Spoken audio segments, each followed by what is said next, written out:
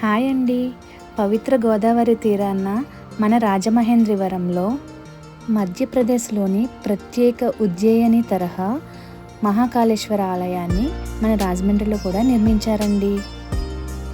ఉజ్జయినిలో ఉన్న మహాకాళేశ్వర ఆలయంలో ఏ విధంగా అయితే పూజా కార్యక్రమాలు జరుగుతాయో అదే మాదిరిగా ఈ ఆలయంలో కూడా నిర్వహించేలాగా ఏర్పాట్లు చేశారండి. చూడండి, ఈ ఆలయం ముఖద్వారం. ఇక్కడే శివలింగం ఉంటుందండి, ఎంట్రన్స్లోనే ఎడమ చేతి వైపు. చాలా బాగున్నాడు కదా శివయ్య. రండి, మనం ఆలయం చూడటానికి లోపలికి వెళ్దాం. ఈ ఆలయంలో ఎన్నెన్నో విశేషాలు ఉన్నాయండి. ఈ గర్భాలయ గోపురం యొక్క ఎత్తు 109 అడుగులండి.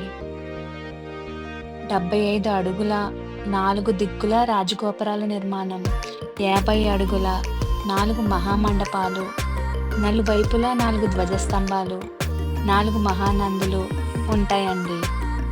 వీళ్ళందరూ భస్మాభిషేకానికి క్యూలో నించున్నారండి.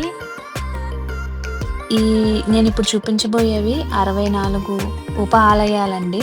ఇవన్నీ ఉప ఆలయాలండి. ఒక్కొక్క దేవుడికి ఒక్కొక్క ఆలయం నిర్మించారు. 64 ఆలయాలండి. మేము కూడా మార్నింగ్ భస్మాభిషేకం చేసుకోవడానికి గుడికి వచ్చామండి, ఎర్లీ మార్నింగ్.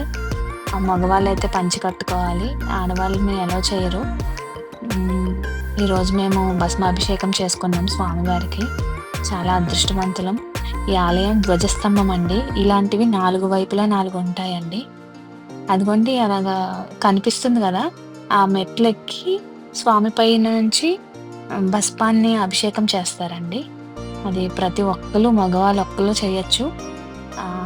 ఇదండి గుడి ప్రాంగణం మొత్తం. మీకు ఉప ఆలయాలు అన్నాను కదండి, అవన్నీ ఉప ఆలయాలండి.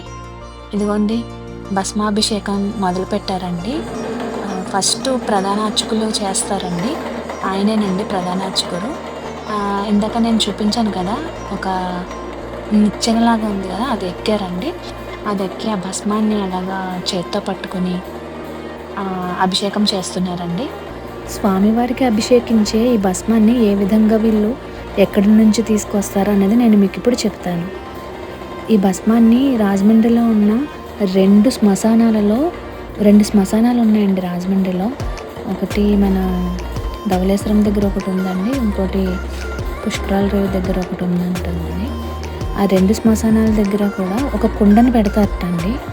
ఆ శవం కాలిపోయిన తర్వాత, అంటే జాతి మత కుల, అంటే శ్మశానానికి మ్యాక్సిమం హిందువులే వస్తారు, క్యాస్ట్కి కానీ దేనికి సంబంధం లేకుండా.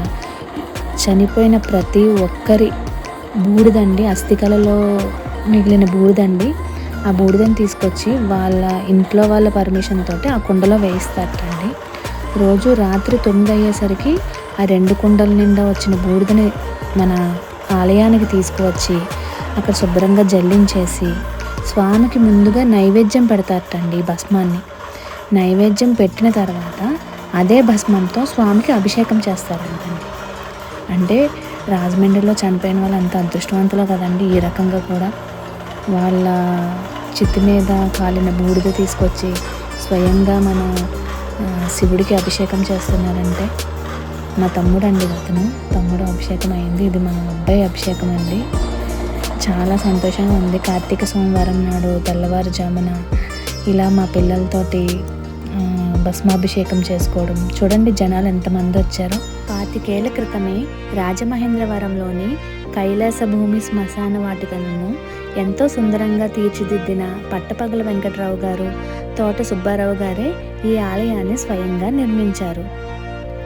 ఈ వీడియో నచ్చితే లైక్ చేయండి.